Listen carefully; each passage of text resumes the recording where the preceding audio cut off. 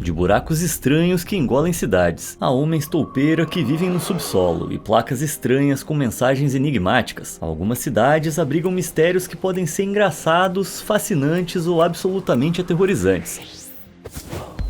A gente começa com um enigma que ocorreu em uma das instituições acadêmicas mais prestigiosas dos Estados Unidos, mas que permanece sem solução há décadas. A manhã de 8 de outubro de 1997 parecia como qualquer outra no campus da Universidade Cornell, exceto que quando os estudantes de ressaca esfregaram os olhos sonolentos e olharam para cima, todo mundo pensou exatamente a mesma coisa. Caramba, aquilo lá é uma abóbora! E, de fato, no que agora é considerada uma das maiores pegadinhas de todos os tempos, alguém conseguiu escalar a torre do relógio McGraw de 53 metros no meio da noite e cravar uma abóbora de 23 quilos no seu topo pontiagudo. De alguma forma, esse brincalhão anônimo conseguiu burlar as portas trancadas e as câmeras de segurança da torre, escalando a estrutura de tijolos sem ser visto por ninguém. Era como se a torre tivesse sido assombrada por um poltergeist, e o mistério era tão intrigante que virou notícia nacional, com reportagens na CNN e no New York Times. A universidade achou que remover a abóbora ia ser muito arriscado, então decidiram deixá-la apodrecer naturalmente,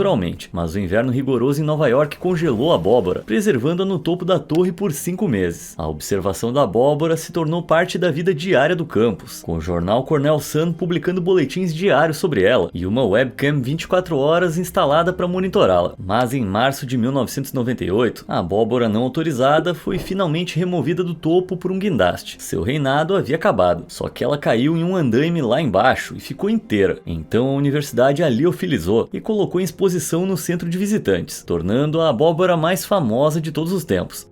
Quer dizer, a segunda mais famosa. Em 1999, a história se complicou quando o editor do Cornell Sun recebeu uma denúncia anônima de um dos envolvidos, explicando como a pegadinha da abóbora foi feita. Aparentemente, a brincadeira foi feita por 3 pessoas, todos eles alpinistas habilidosos. Um deles entrou sorrateiramente na torre durante o horário de funcionamento e lacrou todas as fechaduras com fita adesiva para que o acesso pudesse ser feito à noite. De lá, os brincalhões escalaram o interior da torre e depois subiram nas vigas para acessar o telhado por uma escotilha. Então um deles escalou sem cordas as telhas escorregadias no topo para chegar à torre. Não se sabe como eles fizeram isso carregando uma abóbora desse peso, e eles também não revelaram suas identidades, ou seja, os brincalhões podem ser qualquer pessoa.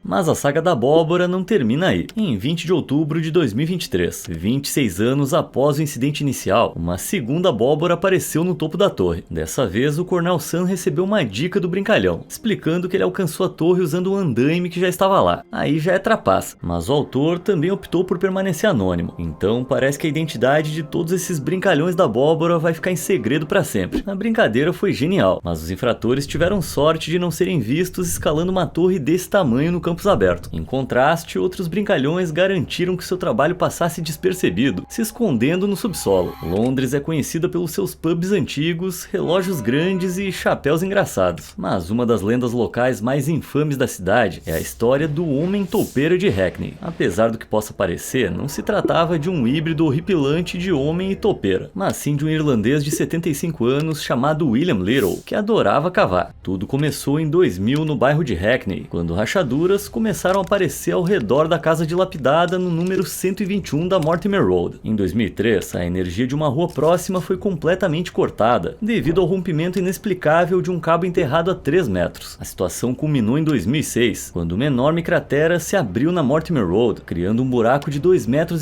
de profundidade, que revelou um extenso sistema de túneis subterrâneos. A prefeitura de Hackney examinou os túneis e se concentrou no proprietário do número 121 da Mortimer Road, o nosso velho amigo William Little. Durante anos, os vizinhos de William relataram que esse sujeito excêntrico estava cavando no quintal, só que a polícia ignorou, porque não tinha ideia da dimensão do problema. Depois que o buraco se abriu, William foi despejado e a prefeitura começou a explorar a rede de túneis com ultrassom. Descobriu-se que o homem topeira tinha cavado 10 túneis debaixo da casa, que se estendiam por mais de 18 metros em todas as direções e atingiam profundidades de mais de 90 metros. Um deles estava até conectado ilegalmente ao túnel ferroviário de Dalton Dalston Lane. Cada túnel estava cheio de lixo, como sofás e peças de carro, e toda a terra escavada tinha sido despejada no quintal de William e até nos cômodos da casa, e eu que achava que a minha casa era bagunçada. A polícia queria respostas, e quando William foi interrogado, ele explicou que começou a cavar sob a casa na década de 60 para criar uma adega. O projeto foi um sucesso, mas enquanto estava lá embaixo, ele percebeu que a única coisa que gostava mais do que beber vinho era cavar túneis, então ele simplesmente continuou. Ao longo de 40 anos, ele construiu gradualmente a gigantesca rede. Mas por que o homem topeira fazia isso? Ele estava procurando um tesouro enterrado? Construindo um bunker nuclear? Bom, quando questionado sobre os motivos, William simplesmente respondeu: "Eu sou só um homem que adora cavar." Tá bom. A essa altura, a casa inteira corria o risco de desabar nos túneis, e por isso a casa inteira foi cercada por segurança. Mas isso não impediu William, e ele foi repentinamente flagrado tentando voltar sorrateiramente para casa para continuar as escavações. Em 2008, a prefeitura foi obrigada a proibi-lo formalmente de se aproximar da propriedade, e em 2009, os seus túneis foram preenchidos com 2.000 toneladas de concreto celular para evitar o desabamento do bairro. Pouco tempo depois, William foi realocado para um novo apartamento no 6º andar do prédio para conter o seu hábito de cavar. Mas infelizmente, um ano depois, William faleceu de causas naturais, e os assistentes sociais descobriram que ele tinha cavado entre os cômodos do apartamento novo e até através das paredes externas do prédio.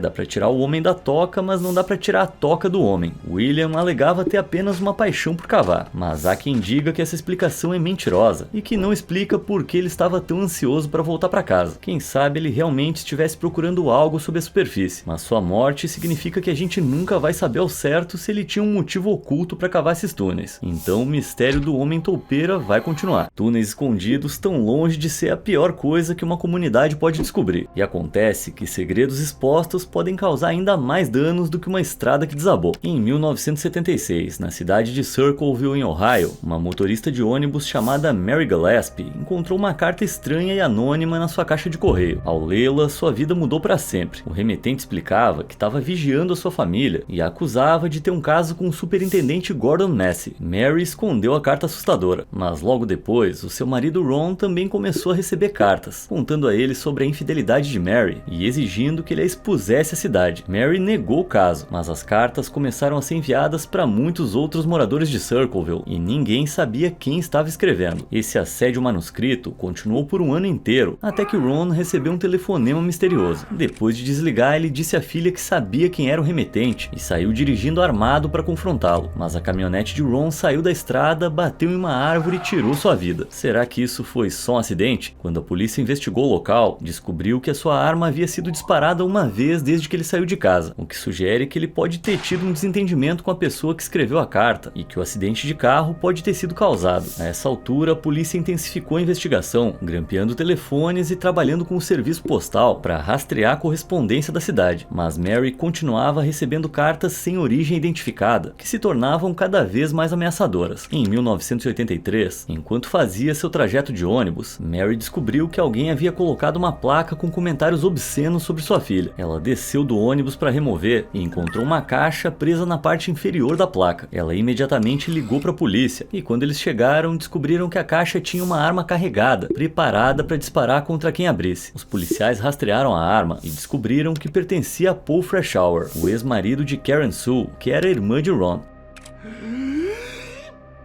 Paul e Karen estavam se divorciando, e quando a arma foi encontrada, ela imediatamente o acusou de escrever as cartas. Ele foi preso, mas negou qualquer envolvimento, e alegou que a arma tinha sido roubada semanas antes. Ainda assim, quando analisaram a sua caligrafia, ela coincidiu com a das cartas, e em 1984 ele foi condenado a 25 anos de prisão. Portanto, o caso encerrado, certo? Bom, as cartas continuaram a chegar, zombando da cidade e de Paul enquanto ele estava preso. Paul argumentou que isso provava sua inocência, mas permaneceu preso até ganhar liberdade condicional em 1994, quando misteriosamente as cartas pararam, e ele continuou proclamando a sua inocência até falecer em 2012, e até pediu ao FBI que continuasse investigando. Seus amigos ainda estão convencidos de que ele foi vítima de uma armação, mas o FBI nunca respondeu ao seu pedido, e o departamento do xerife de Circleville declarou oficialmente o caso como encerrado. Ainda assim, não se sabe por que Paul enviaria essas cartas, e ele certamente parecia um homem sem nada a esconder. Curiosamente, Mary Daenerys sempre negou ter um caso com Gordon Massey, mas o casal ficou junto depois que Ron faleceu, e por isso algumas pessoas não acreditaram nela, o que levou a suspeita de que ela possa ter orquestrado tudo para tirar o marido de cena. Outros notaram que Paul Freshour e Karen Sue estavam passando por um divórcio conturbado quando ele foi preso, e que ela poderia ter usado isso para incriminá-lo para lucrar com o processo. De qualquer forma, a cidade ainda está envolta em mistério, e talvez a gente nunca saiba se Paul era culpado ou se a verdadeira autora da carta o incriminou e ainda tá solta até hoje. Vamos para outro lugar de Ohio, conferir outro mistério que só poderia acontecer no estado mais louco de todos. A cidade de Akron é conhecida por algumas coisas: o dirigível da Goodyear, o berço de LeBron James e agora o bandido do movimento intestinal, que aterrorizou seus cidadãos por 3 anos, fazendo cocô nos seus carros. Ah não, fala sério. De 2012 a 2015, esse delinquente fecal atacava à noite e evacuava em carros ou brinquedos infantis nos jardins na frente das casas. Os moradores de Akron adormeciam rezando para que seus carros não recebessem esse presente criminoso, e no total a onda fedorenta atingiu pelo menos 19 carros estacionados, com o veículo de uma pobre família sendo alvo 8 vezes. Que gente azarada. E foi o dono desse carro que decidiu que já era o suficiente. Ele instalou uma câmera e flagrou o bandido, divulgando publicamente as imagens em seguida. Mas, misteriosamente, o cara nunca foi identificado ou preso, o que sugere que esse cara talvez nem seja da cidade. De qualquer forma, essa foi a última vez que ele defecou no capô de alguém, então pelo menos a câmera o assustou de vez. 7 anos depois, os cidadãos de Chihuahua, no México, acordaram numa manhã de 2022 e encontraram um presente diferente em seus quintais: centenas de melros espalhados pelo chão. Olha, se tivesse que escolher entre isso e fezes, sei lá, acho que eu ia me mudar. As imagens do incidente só levantam mais perguntas, mostrando um bando inteiro de pássaros que cai misteriosamente do céu e se espalha pela rua.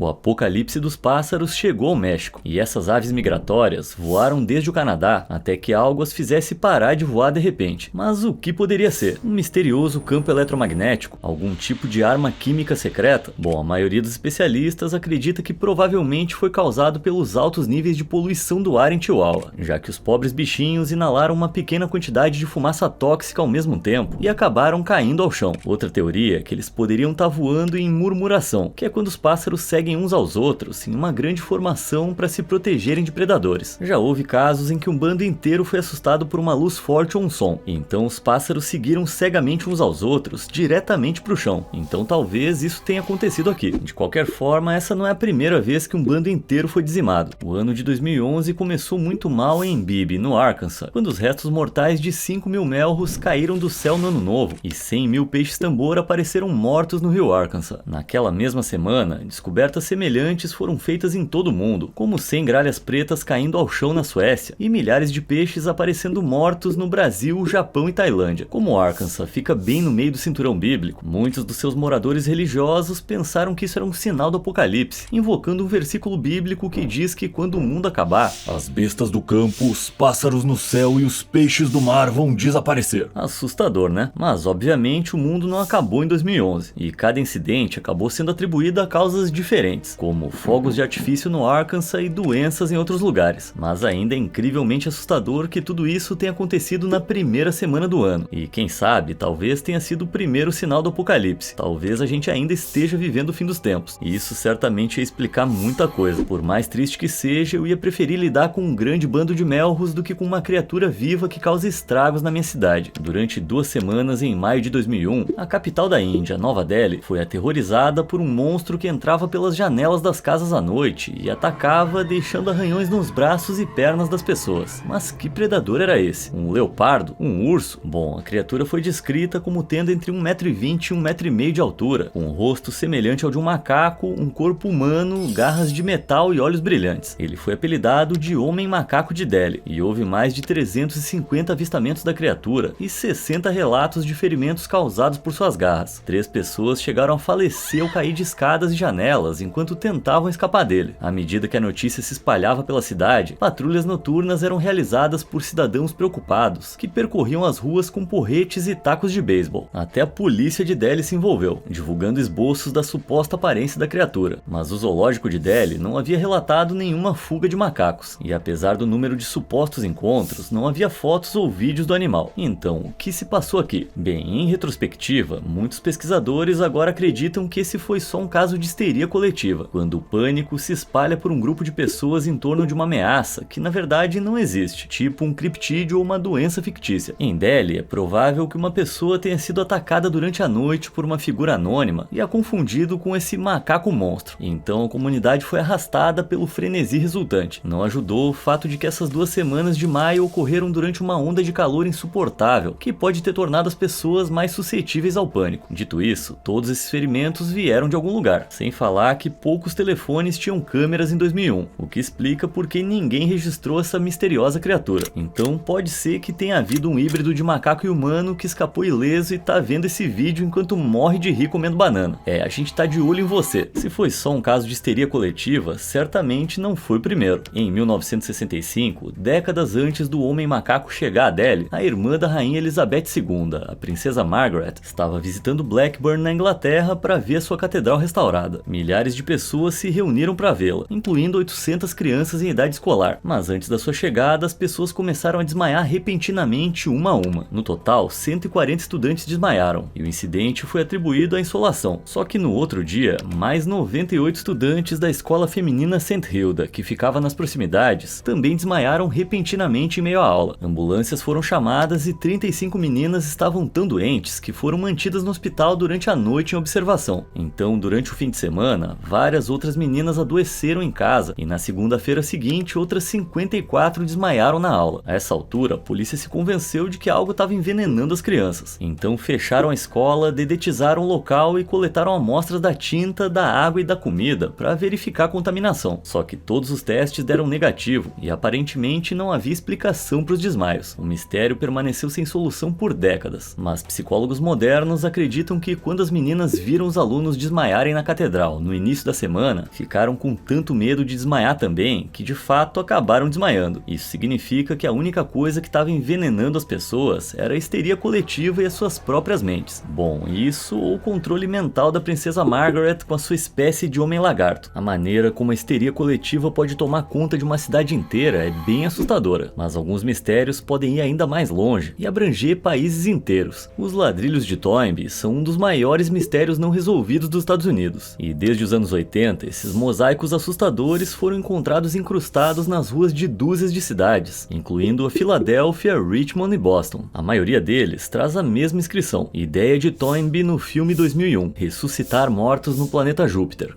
Não é surpresa que desde os anos 80, muita gente tenha tentado descobrir o significado por trás desse código enigmático. As pessoas determinaram que Toynbee se refere a um conto de Ray Bradbury, chamado O Convetor de Toynbee, que trata de um viajante do tempo que ajuda a humanidade a criar um futuro utópico. O filme 2001 provavelmente se refere a 2001 Uma Odisseia no Espaço, que envolve uma viagem espacial a Júpiter. E por fim, Ressuscitar Mortos no Planeta Júpiter realmente forneceu uma pista para o criador desses ladrilhos. Em 1983, antes do surgimento dos ladrilhos, o jornal Philadelphia Inquirer entrevistou um homem chamado James Morasco. Ele havia criado um grupo peculiar chamado Associação da Minoria, que acreditava que a humanidade deveria tentar colonizar Júpiter e ressuscitar os mortos de lá. Há uma clara ligação com os ladrilhos, mas infelizmente pouco se sabe sobre a Associação da Minoria e se ela tinha outros membros. Além disso, acredita-se fortemente que James Morasco era um pseudônimo usado para o artigo, já que o único James Morasco de verdade na Filadélfia tinha mais de 70 anos na época. Além disso, quando ele faleceu em 2003, a esposa dele afirmou que ele não tinha nenhuma ligação com o grupo. Os próprios ladrilhos também são impossíveis de rastrear, já que são feitos em linóleo envolto em papel alcatroado, colado ao chão com selante asfáltico. Isso significa indica que o peso dos carros e pedestres os funde gradualmente à rua ao longo de semanas, tornando impossível determinar quando os ladrilhos foram colocados. Isso, combinado com o fato de que esses ladrilhos aparecem há mais de 30 anos, tornou a identificação de um responsável ainda mais difícil do que aquela história de ressuscitar mortos em Júpiter. Alguns artistas da Filadélfia foram acusados ao longo dos anos, mas parece que a identidade do criador pode nunca ser totalmente esclarecida, a menos que tudo isso tenha começado com um James Morasco de 70 anos, que, convenhamos, é um hobby bem mais legal do que ficar jogando golfe na aposentadoria. Mas esses ladrilhos não são o único enigma relacionado a estradas que apareceu nos anos 80. Conheça La Mancha Negra, uma gosma misteriosa que apareceu em uma rua de Caracas, na Venezuela, em 1986, e causou um problemão. Foi vista pela primeira vez por trabalhadores da construção civil, que a descreveram como uma mancha de 45 metros de lama preta e espessa, com uma consistência de chiclete. Essa mancha tinha vida própria, e embora inicialmente pequena, começou a crescer, chegando a se espalhar por mais de 13 quilômetros. Durante 8 anos, essa substância estranha continuou se espalhando por Caracas, e a sua textura peculiar impedia a aderência dos carros, causando tantos acidentes que 1.800 motoristas perderam a vida. Em 1994, o governo começou a tentar removê-la, mas logo descobriu que o uso de lavadoras de alta pressão e detergentes não ia funcionar, até que as estradas foram completamente recapeadas e cobertas com calcário pulverizado. Foi aí que a mancha desapareceu, por um tempo. Ela retornou em 1996, foi removida de novo e reapareceu em 2001, chegando a atingir 2,5 centímetros de espessura em alguns pontos. Como um monstro de filme de terror, a mancha simplesmente continuava a voltar. Então, qual era a causa disso? Bom, cientistas da Venezuela ainda não têm ideia do que era a substância, mas tem algumas teorias. A maioria acredita que era petróleo vazando de reservas subterrâneas, ou então que a empresa que produziu o asfalto economizou em etapas importantes e criou um produto que reagiu mal ao calor. Mas mesmo eles admitem que essas teorias não explicam por que Caracas é a única cidade que relatou esse fenômeno, e alguns testes mostraram que a substância não era petróleo. Então, naturalmente, a Mancha Negra também tem muitas teorias da conspiração em torno dela, com algumas pessoas acreditando que é obra de sabotagem deliberada do governo, ou até de alienígenas. Sério, por que sempre tem que ter esse papo de alien? Seja qual for a verdadeira causa, a Mancha Negra desapareceu de vez após o seu breve reaparecimento em 2001. Em 1999, ocorreram vários deslizamentos de terra na região e muitas estradas foram recapeadas. Então, alguns acreditam que isso pode ter resolvido o problema. Mas, de novo, ninguém tem certeza. E os cidadãos de Caracas estão sempre espertos, esperando a hora em que a mancha pode voltar e tomar conta da cidade. Até agora, a maioria dos mistérios que analisamos resultou em tragédia e horror, o que é realmente lamentável. Então, vamos ver algo um pouco mais inspirador. Em 2011, Chamindo Amarsingue trabalhava como faxineiro para a emissora de TV Canal 9 em Victoria, na Austrália. Um dia, enquanto ele limpava os banheiros, se preparando para lidar com manchas de fezes e pichações nas cabines, ele encontrou um saco de lixo enfiado em um dos vasos sanitários, que estava cheio de dinheiro. Se fosse comigo, eu ia fugir pro Caribe. Mas Chamindo fez a coisa certa. Ligou pro seu supervisor e pra polícia, que acabou recuperando $100 mil australianos do vaso, cerca de $65 mil. Quando os policiais verificaram as câmeras de segurança, viram um homem misterioso entrar na cabine com dinheiro e ficar lá dentro por 5 horas antes de sair. Não precisa ter vergonha, amigão, todo mundo já passou por isso.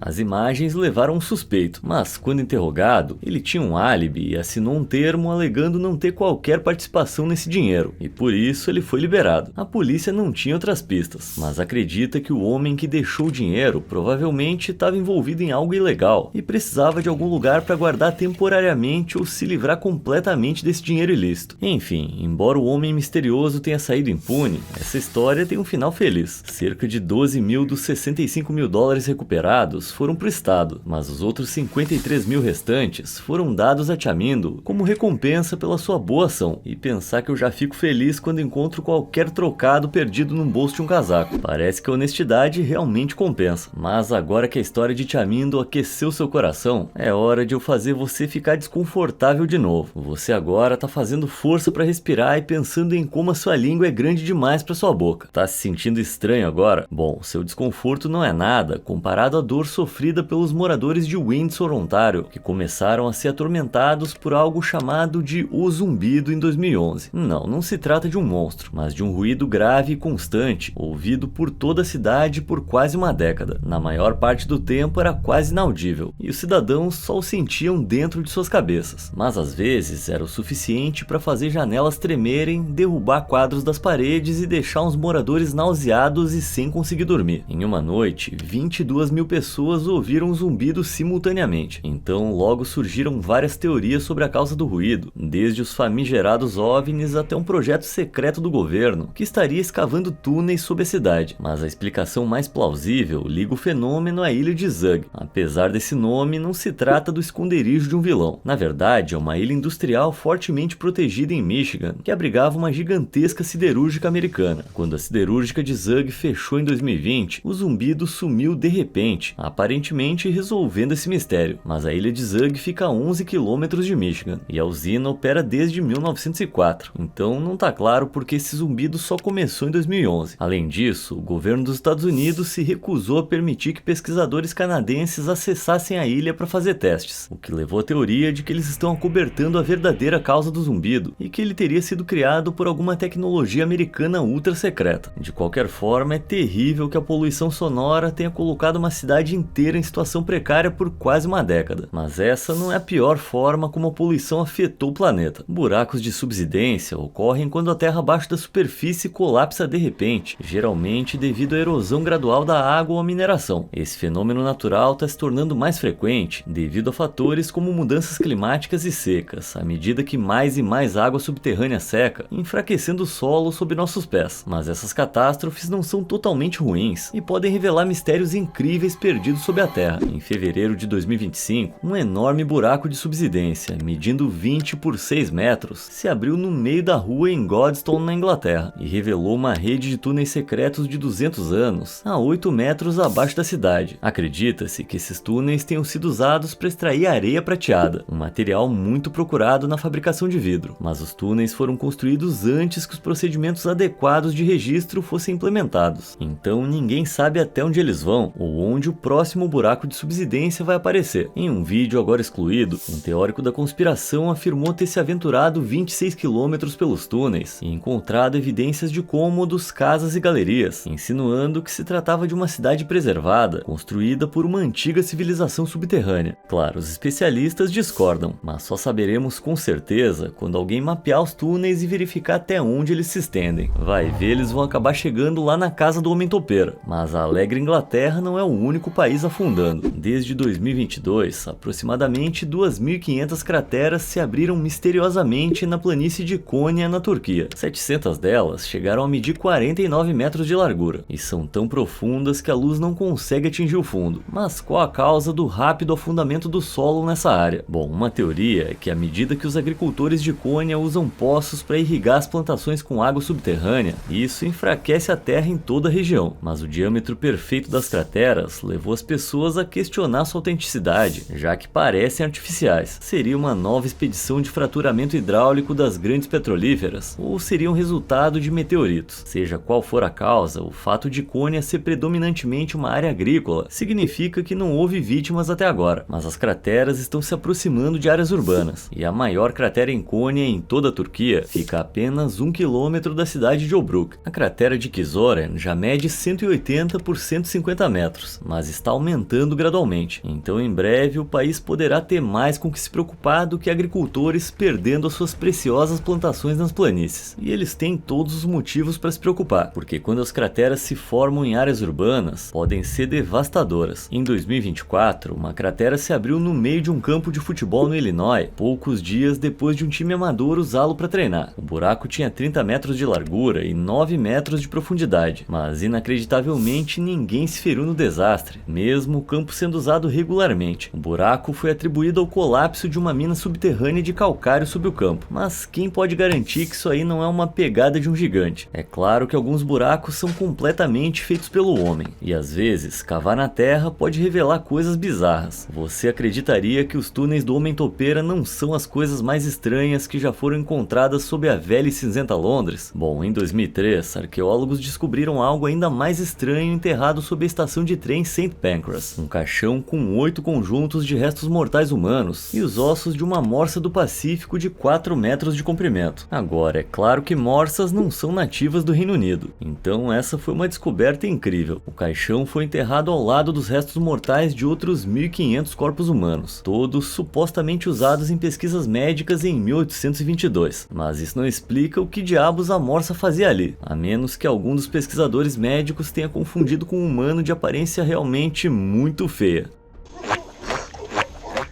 O que os historiadores acreditam ser mais provável é que a morsa tenha sido capturada por baleeiros em algum lugar do mundo e vendida como curiosidade para alguém em Londres. Enfim, não se sabe a origem da morsa e nem por que ela foi enterrada com humanos. Então esse local de sepultamento incomum tem sido um mistério intrigante. E você, já se deparou com algum mistério urbano onde você mora? Conta pra mim alguma lenda da sua cidade nos comentários e obrigado por assistir.